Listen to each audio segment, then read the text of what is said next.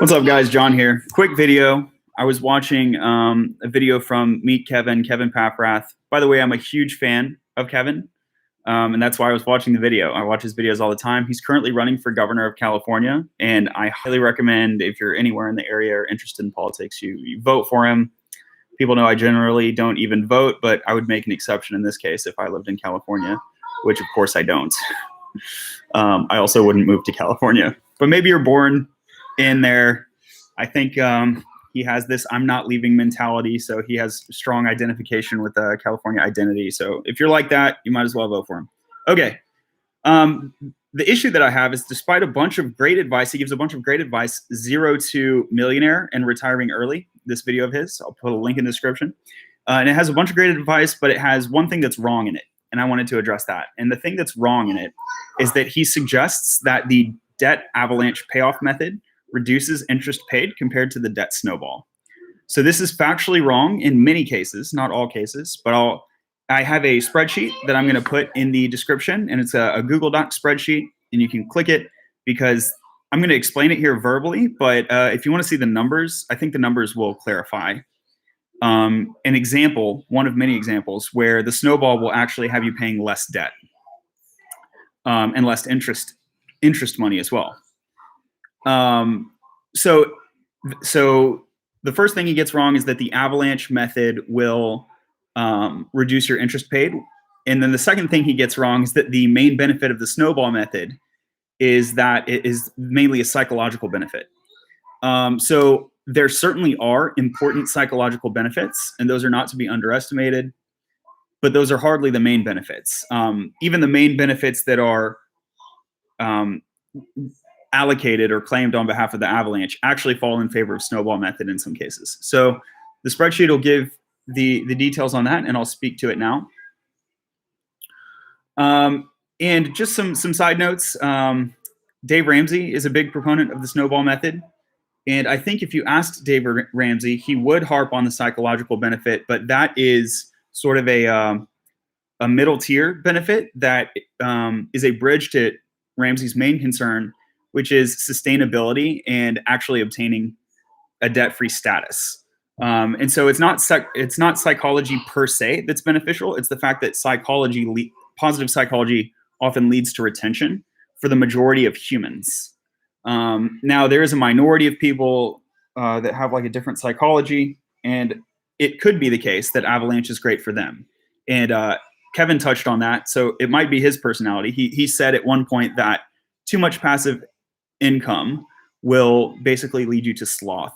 Too much passive income will reduce your incentive to grow your wealth.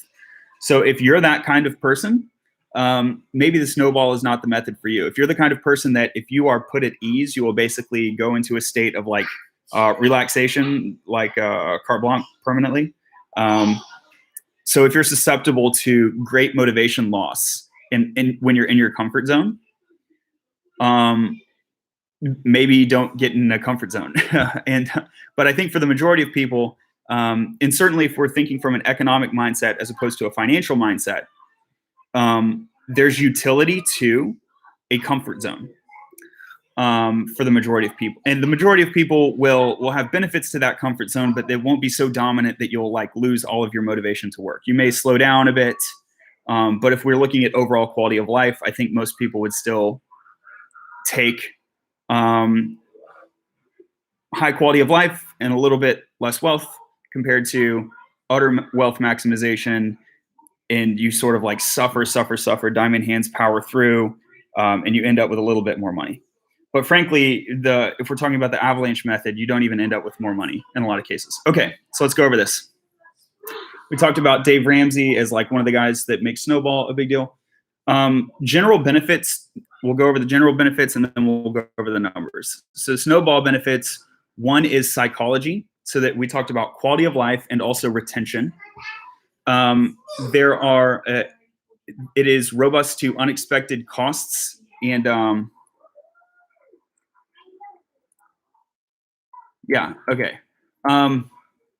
quality of life and retention. So one is just the success psychology. This is like the placebo effect, right? If you think it will happen, it will happen. Like Oprah Oprah Winfrey's religion. That's a joke. It's the placebo effect. And there's also a nocebo effect, which is the inverse. And the absence of the nocebo is like a secondary presence of placebo. So that if you're able to pay off a couple debts, you realize that you can actually pay off debts. And there's like a positive psychology that's self-reinforcing. And it's not just, it is pleasant, like it feels great, but it's more than that. It actually impacts performance. Robustness to unexpected events. So if your snowball method will have your cash flow improving month after month. If your cash flow is improving month after month and you get hit with an unexpected expense, you're better able to tolerate and pay off that unexpected expense. So this is functional robustness and psychological robustness. So when even finance people recognize the importance of risk preference, whenever you ask someone like to help you with your investing, a financial advisor, they will go over a risk profile with you if they're worth their salt. And from that, they will select like your risk tolerance level and what you're willing to invest in, stocks, bonds, etc. So even the top tier financial experts recognize that risk needs to be taken into account, not simply interest maximization. So the debt snowball is better suited for psychological risk tailoring, but also functional risk, which is the unexpected expense. You get in a car wreck or something like that. So snowball is better for psychological risk reasons, risk preference reasons, and also functional risk. Yeah, and then it's just low stress, which is like, again, a quality of life thing. So every month your cash flow is getting better. This isn't just like psychology of success, but it's also like, hey, if I wanted to, I could spend some more money. Like there's breathing room, basically. With that continuously improved cash flow, you access better investment refinance options. And you could see your credit score improving. Me, I invest in real estate. If you wanted to invest in real estate, they're going to look at your cash flow and your net cash flow and things like that. With the snowball method, you could potentially enter into such investments earlier because your cash flow will look good earlier. Even if you don't want to invest in real estate, just refinancing your debt consolidation. With the snowball method, you're going to be able to access better debt consolidation options earlier. With like better rates and higher amounts and so forth, because you'll have a larger cash flow basis on which to do that. You can also store up cash easier because you have a growing cash flow, right? So at any point with your cash flow, at any point, you can decide to just allocate that cash to a like savings account instead of paying debt. And so you have a greater ability to do that with a larger cash flow amount. And then the big deal is that you can get earlier payoff, and that this earlier payoff can reduce your overall interest paid. And that's the main thing that Avalanche proponents miss, is that a huge amount of interest is simply being paid because the debt wasn't paid off altogether. If the debt's paid off altogether, you save interest. And people, you can, and I'll get into the numbers here, but we'll see a 5-year difference in this example of payoff. You're talking about the difference between like 10 and, like 5 and 10%. The difference between 5 and 10% is 5%. Okay. If they were to be paid off in the same time frame, that would be a 5% savings, which frankly isn't that much. That's less than you would get on the stock market traditionally.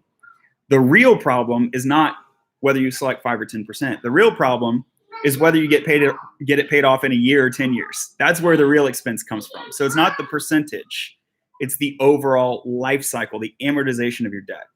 And that is what the snowball actually leverages, and people keep missing this. So let's go through the actual numbers in this case. In a contrived example, suppose that I have 4 debts. The balances are 1,000, 2,000, 2,000, and 17,200. And in order, and this will all be in the spreadsheet, but I'm going to just run through it. So in order, the same order that I just gave the balances, the monthly payments are 250, 100, 150.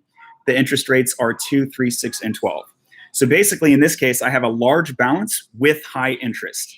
This balance isn't so great as to be a credit card. In fact, I'm specifically skipping credit cards because Credit cards automatically refinance themselves every month. If you make a payment, your monthly payment on your credit card will go down. That's not the case for most loans. Home loan, auto loan, personal loan, debt consolidation loan. All these kinds of loans, like a loan if you do like consumer loans, like buy your iPhone on a loan basis or buy a laptop on a loan basis or a Peloton or something like that. Those do not automatically refinance. You can pay to refinance them. It's almost always a bad idea because, first of all, the refinancing fees will increase your effective interest rate and you're ignoring it. So you're actually getting tricked into paying more.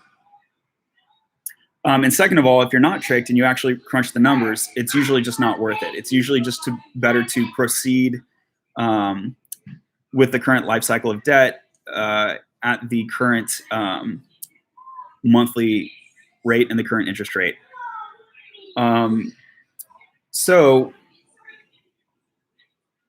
So basically, like, everyone agrees you should pay off credit cards because whether they're low balance or high balance, they're continuously refinanced. And so the cash flow benefits are to always pay them, and they're high interest anyway. So pretty much everyone says pay your credit cards, whether it's Dave Ramsey or Kevin Paffrath. But this 12% interest rate is plausibly something like a personal loan or a debt consolidation loan. And I've actually done this. I've done debt consolidation with Marcus. That's through Goldman Sachs. They have a program called Marcus. And the interest rate was somewhere in the low 10s. I think it was right about 12%, if I'm not mistaken. And the amount was like around 20 grand. So the idea that, hey, you'll never actually have high balance with high interest, except for credit cards, like, that's not true. This interest rate is lower than credit cards would be, but it's still high enough to make the point. It's certainly higher than your mortgage, than your student loans, than your car loan, and so on and so forth. It's effectively high interest. And it's also, even though it's a bit contrived, it's also quite plausible. And so specifically what I have in mind here would be a personal loan or a debt consolidation loan on this 17,000 number. Now, notice in the Avalanche method, you would pay the 17,000 first, but the cash flow benefit is only 50 a month. And so you can see it'll take much longer than if you did a snowball. So let's assume to begin, it doesn't quite matter. You could slide these numbers around and you basically get the same result, but just to make the math work, let's say that you have $250 each month that you can use to pay towards any of these 4 debts. So if you go for the Avalanche method, that would say pay the high interest first. Now your high interest balance, non-refinanceable, is 17,000. So it will take you 69 months to pay that off. And so you'll have over 5 years of interest accumulated on this, okay? At a 12% rate. Now, let's flip it, and I'm not even going to go, you can look at the spreadsheet and see how long it takes to pay off all the debts. But basically, if you flip it and you do the snowball, all of your debts are paid off in 3 years, 36 months. Not just your first one, not just your expensive one. All of them are paid off in about half the time that if you paid off the Avalanche way, okay? So the result is you're saving on interest even though you paid off your low interest first. And that is because the effective cash flow, you end up paying it all off. And when it's all paid off, you're not paying any interest. You're not paying low interest. You're not paying high interest. So you should not optimize on, the way to optimize is not always pay the high interest thing first. That's not the way to optimize paying off debt. Now, to be fair, always paying off your low balances is also not optimal. So, feel free to email me if you want. My email is in the spreadsheet, john@afterecon.com. I have a PhD in economics. I have a blog, afterecon.com. I've been blogging for over 10 years. It's like I kind of know what I'm doing. Although I'm not like a registered financial advisor, so our conversation would be social if we were to have one. It's not like formally financial advice. I'm just showing mathematically that, in theory, optimizing by paying high interest is not actually optimal. In addition, there are cases where paying your low balance is also not optimal. So what I personally do is I weigh them one-to-one, but there is a preferential aspect here because some of it is how much do you just prefer cash flow? And that does relate to your risk tolerance and things like that. And in some cases, the Avalanche will save you money. It will save you interest. In some cases, it depends. And then we talk about psychological benefits and how there's like low stress, low anxiety benefits to the snowball method. Well, there are high drive benefits to the Avalanche method. So the Avalanche method actually leverages psychology of survival drive and psychology of pride, which are two really powerful psychological mechanisms to grow your wealth. But you need to have a particular personality type, or it's just going to stress you the F out.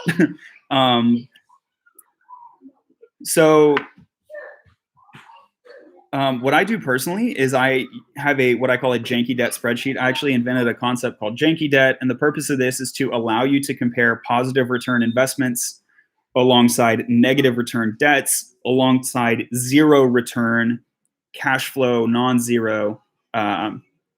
We'll call them investments. They may or may not be technically, depending on what you mean by investment, because it doesn't return anything. So, like, is that an investment, or is it an asset or a liability? If it modifies your cash flow, then it would enter in as an investment option into like what I call a janky debt calculator that will basically optimize the balance of cash flow and interest for you. And there is a preferential aspect that needs to be entered into there. What I do by default is I weigh them evenly. So what's more important, monthly cash flow or interest rate? Neither one of them is always more important, regardless of your goal. If your goal is to pay off faster, if your goal is to reduce your monthly stress, if your goal is to grow long-term wealth, if your goal is to whatever, in no case can you always say A or B. And so what I do is I do the inverse, and I say, well, let's assume they're equally weighted. And then if you personally have some reason to higher weight your cash flow, let's say, for example, you're trying to qualify for a real estate investment loan, and you need your cash flow basis to be a little bit higher, and you're willing to pay some interest in exchange to gain that cash flow, that's totally up to you. And this is what I think a proper economist would do when a proper economist is analyzing the cash flow versus interest rate problem, as opposed to a financial guy who is either going to A, just always look at the interest rate, which is like a terrible approach, or B, they might like give you like some like crappy risk tolerance survey, or like look at your age and assume your risk tolerance. Some people do that with these target retirement age portfolios. It's just all really low insight approach. There's so many other things other than, so time preference and risk preference are important, but there's so many other aspects to being a human. And like when I would need to receive money and why and how.